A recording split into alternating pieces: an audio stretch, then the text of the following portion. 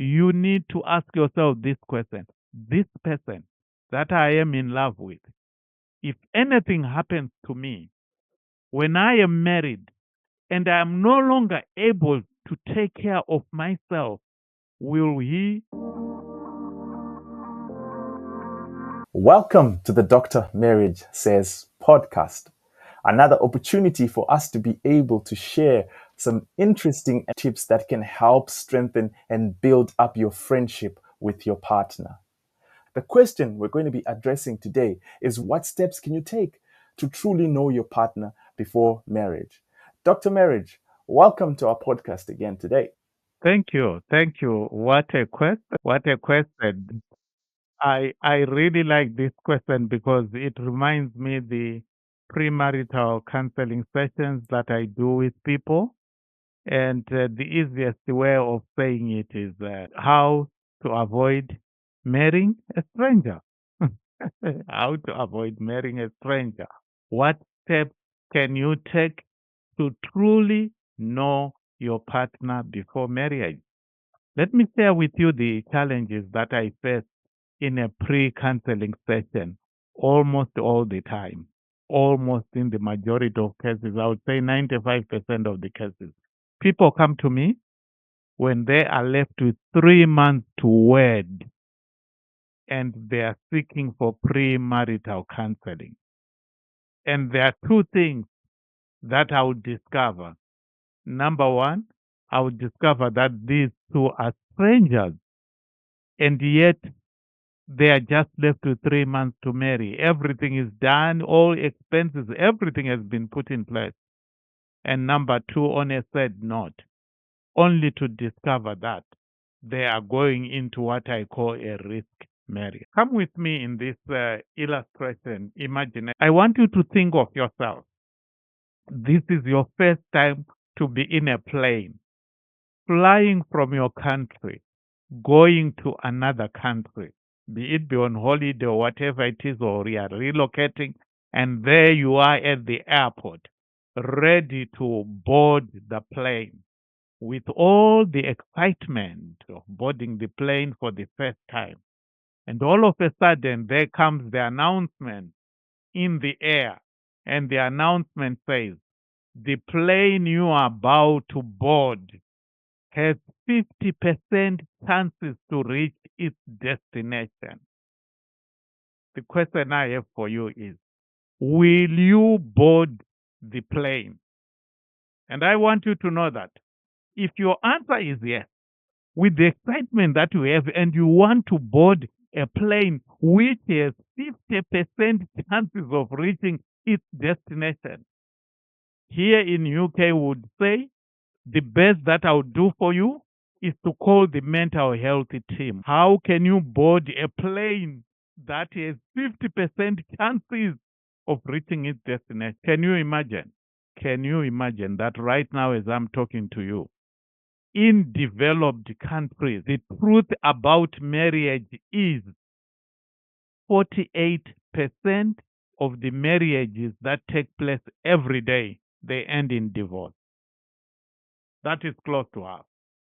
This is the reason why you cannot ignore what I'm going to address today unless there's something wrong with you somewhere. 48% of the marriages taking place in developed countries, 48%, they are ending up in divorce. The plane is not going to reach its destination. And you need to know what to do so that you reach your destination. I just want to start with a summary of this mighty presentation that I'm going to give. Listen to this summary. There is one question that we are saying you need to ask yourself, you yourself, not your spouse, no, you yourself. This is the question that you must ask yourself, and you must answer it yourself. The question is, this person that I am in love with, if anything happens to me when we are married and I am no longer able to do things for myself, will he or she look after me? If the answer is no, I want you to run away from that relationship as if you've seen a snake in your room. No matter how courageous you are, when you see a snake in your room, you take off in style. I want to repeat the question because this is serious. The question that you need to ask yourself. Remember, this is the summary of the presentation. You need to ask yourself this question. This person that I am in love with, if anything happens to me when I am married and I am no longer able to take care of myself, will he or she look after me? If the answer is no, you are in a wrong relationship. You will not reach your destination. Do you know that people come for counseling at the wrong time? And I want you to know that if you are serious with relationships, the moment you fall in love, after 6 months, you need to go for premarital counseling. 6 months into the relationship. And do you know what happens? This is actually documented. Do you know that 20% of young people who go for premarital counseling, they end up not getting married because of the discoveries in premarital counseling sessions? For your own information, I've been running a program, I think I just stopped it 2 years ago, where I was giving what I call a devotional for couples who are meditating marriage. All the people who participated in my devotionals, they did not end up getting married. This is how serious this thing is. When you go for premarital counseling, you are assisted to discover hidden things that you are not able to get on your own. Do not risk it. Listen to this presentation until it gets at the end. And if you are enjoying it as I'm doing it to myself, I want you to prescribe to my channel and share with friends and subscribe. Hit that subscribe button right now as I go on with this presentation. Why should you go for premarital counseling early? I want you to know that every person who comes into marriage brings in with them what I call a hidden package. And that hidden package has three things. Number one, attitude. Number two, behavior. Number three, temperament. No matter who they are, even if he or she is a vegetarian, they have these three hidden things. Even if he is a pastor or an ordained church elder that you are in love with, or he's a medical doctor, they have these three hidden things that they bring in marriage. Guess what? You need to do a research in the Bible and know what the Bible says about these three things. Do you know that attitude is a choice? And attitude has to do with your relationship with God. Bad attitude is manifested in anger, bitterness, controlling, criticizing, and argumentative.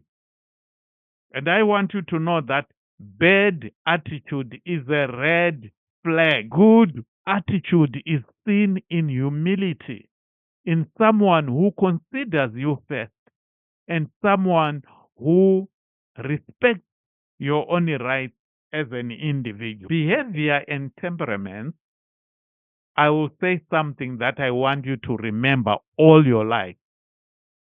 Do you know that temperaments have serious weaknesses? And it is these weaknesses that will surface more if someone does not have a strong relationship with Jesus. The good news is, if you are prayerful, Jesus suppresses all these weaknesses daily. No wonder why the Bible says, do not be equally yoked with an unbeliever. How to avoid marrying a stranger? Number one, to avoid marrying a stranger, take time to build your foundation. I want you to think of this. I want you to think of a house. If you rush building a house without a solid foundation, it will definitely collapse one day. In a courtship, taking your time to get to know someone and establish trust is essential. You don't want to marry someone only to realize that you have skipped over crucial steps of understanding their values, goals, and past experiences. Spend time in various situations together with your spouse or partner, under pressure, in fun activities, in stressful times. This will give you a clearer picture of how they will handle life. Number two, communicate openly and honestly. Can you imagine?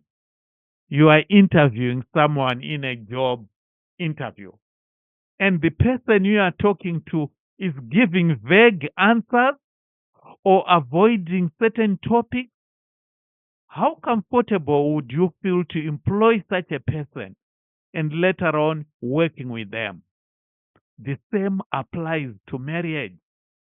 Avoiding tough conversations or being reserved about certain subjects can lead to misunderstandings later on. Be honest about your own values, desires, and boundaries early on, and encourage your partner to do the same. If your goals for the future don't align, it's better to find out before you tie the knot. And I like the advice from one of the persons, the authors that I respect so much. The author says, don't hesitate even to break the engagement before marriage, because it's not a sin to break an engagement. Number three, observe how they treat others. Consider how your partner interacts with their family, friends, and even strangers. Do they show respect, kindness, and understanding, or are they rude and dismissive? The way a person treats others often reveals a lot about their true character. Pay attention to their behavior in different social settings. It's important to see how they handle conflict, kindness, and respect in every situation. Number four, explore their past relationships. Imagine meeting someone who has had a number of difficult or toxic relationships in the past.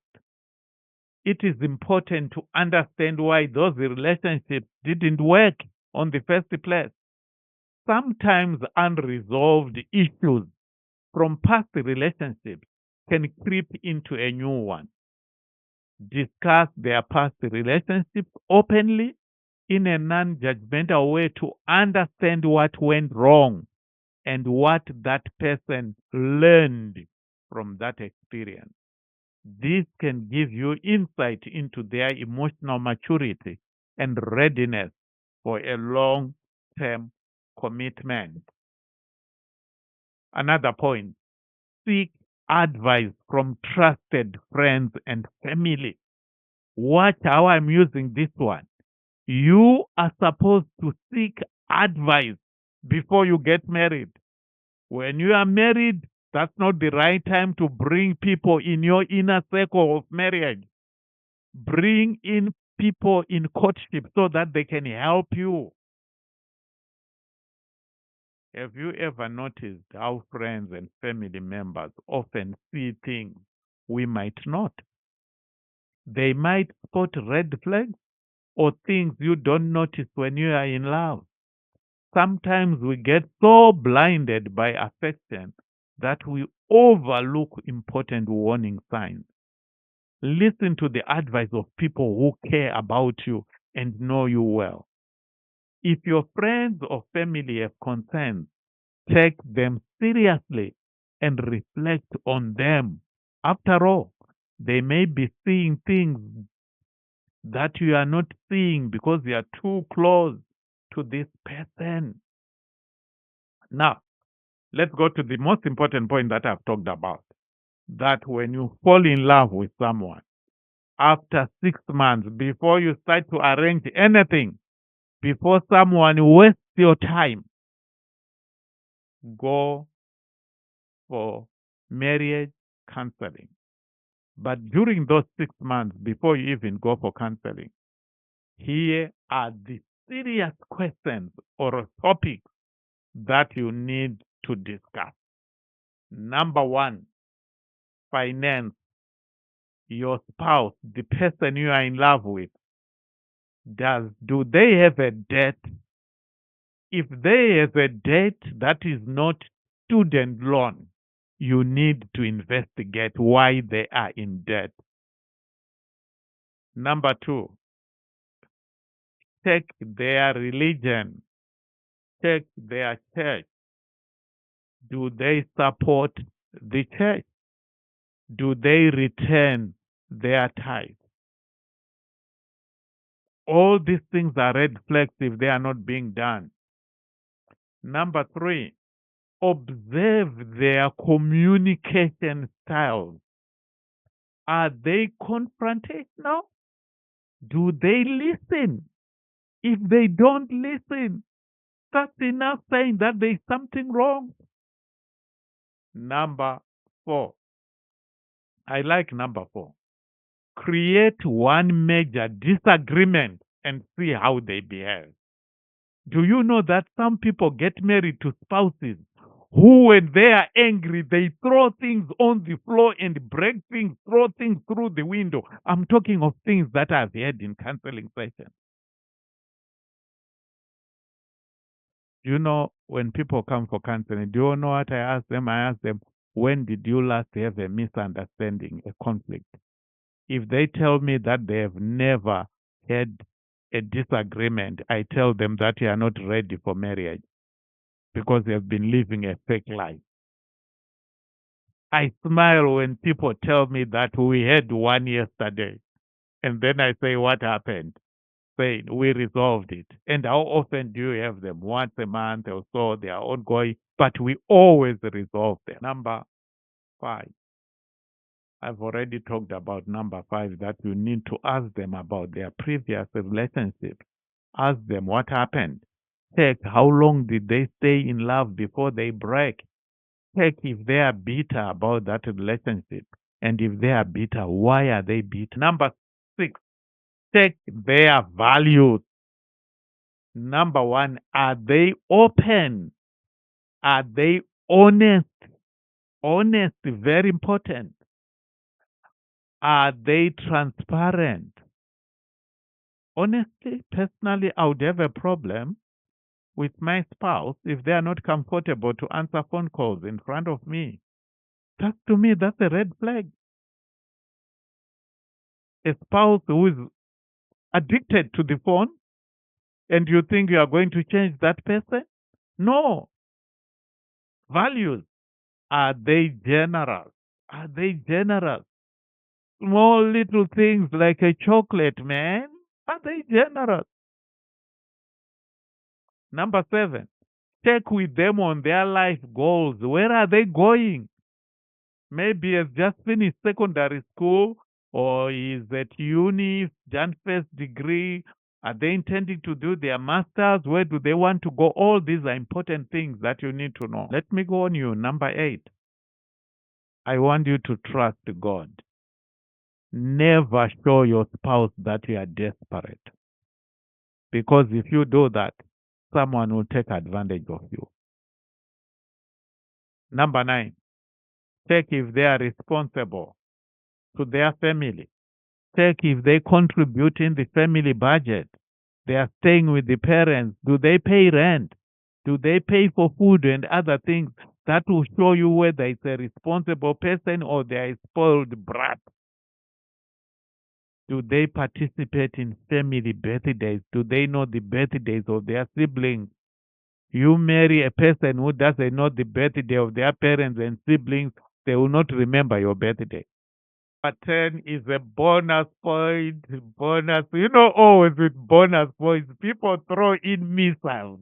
Listen to my bonus point number 10. I want you to know that everyone is broken, including me. Everyone is broken. But listen to this. There are people who are more broken than other people. Be careful. Leave those who are more broken to go out with those who are broken like them, more broken like them, because they understand the same language. It's a bonus point. Bonus point. I've told you, I've talked about the phrase risk marriage, and I want to define what is a risk marriage. This is my only definition, so I'm going to use it in the context. I'll define it, then use it in the context of my definition. A risk marriage refers to a marriage where there are significant challenges and problems, lack of stability, and incompatibility. Marrying someone who is abusive physically, emotionally, psychologically is the most serious form of risk marriage. Abuse can escalate over time to such an extent that it can lead to harm or even danger to the victim. I know so many people who have been killed in marriage by the spouse. Number two, addiction. Marrying someone who is addicted to drugs, alcohol, and gambling. And I've already told you that even mobile phones now, there are people who are addicted to them. It creates a high level of instability in the marriage. Addiction can severely affect the relationship, leading to financial strains. Can you imagine being married to a spouse who is a gambler? You can't operate a joint account because where there's 2,000, you woke up the following day, it's 0%. The money has been taken by the gambler. Number three, financial irresponsibility. Marrying someone who is financially irresponsible or has large debts that cause serious risk. The inability to manage money can cause tension, stress, and long term financial consequences for both parties. Number four, risk marriage is infidelity. A marriage where one or both partners have a history of cheating and are openly dishonest about their relationship. Infidelity erodes trust, leading to emotional hurt and insecurity. Number five, lack of communication skills. A marriage where one or both parties struggle with effective communication can result in a lot of misunderstandings, resentment, and unresolved conflict, which may weaken the relationship over time. Number six, rushed or arranged marriages. Marrying too quickly without understanding the other partner's personalities, needs, and life's ambitions can be risky. This includes situations where people marry for superficial reasons or under pressure without considering the long term implications. Number seven, major compatibility issues.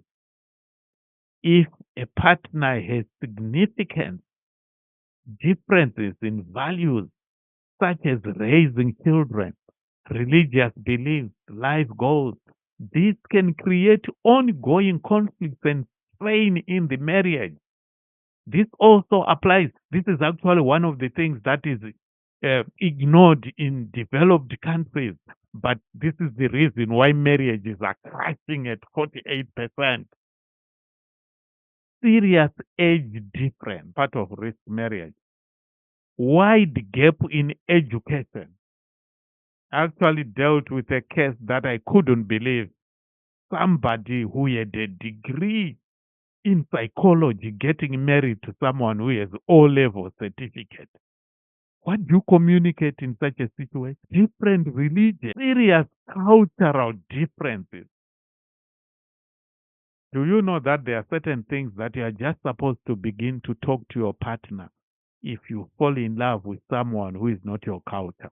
Maybe you come from an African culture where they pay what is called the bride price or lobola, whatever word you use. Those things, they need to be discussed and agreed. There are cultures where people call anyone by their first name.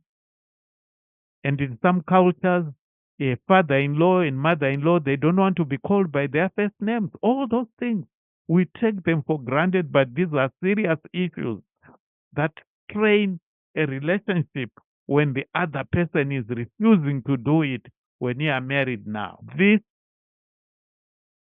will help you. It will save you.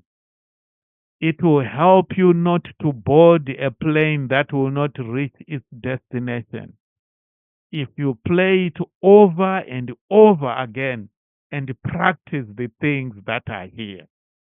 I want to wish all of you who want to board the plane and go to a destination entitled Happy Marriages.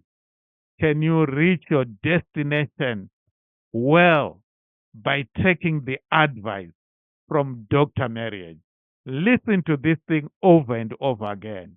And remember, if you have enjoyed this, can you subscribe, subscribe, subscribe, and share with your friends? Thank you. That is my book.